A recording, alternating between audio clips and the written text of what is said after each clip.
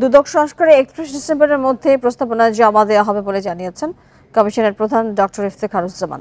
সোমবার বিকেলে ধানমন্ডি টিআইবি কার্যালয়ে কমিশনের প্রথম বৈঠক শেষে সাংবাদিকদের এই কথা জানান তিনি। ডক্টর ইফতেখারুজ্জামান আরও বলেন, দুদক রাজনৈতিক প্রভাব এবং আমলাতন্ত্রের কাছে জিম্মি রয়েছে।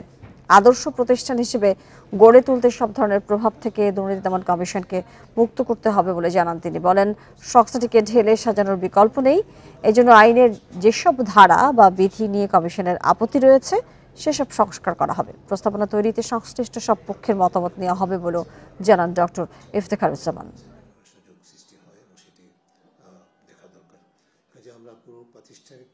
কমিশনের বিবেচনায় দুদকের নিয়োগ প্রক্রিয়া থেকে শুরু করে পুরো বিষয়টি যেন বস্তুনিষ্ঠ হয় এবং এমনভাবে হয় যাতে করে দলীয় প্রভাব মুক্ত হয়ে দুদক যে কার্যকরতার যে শিকার হয়েছে সেটি যেন আর পুনরাবৃত্তি না হয়, এটি নিশ্চিত করার জন্য আমরা পরামর্শ দেব, সুপারিশ দেব।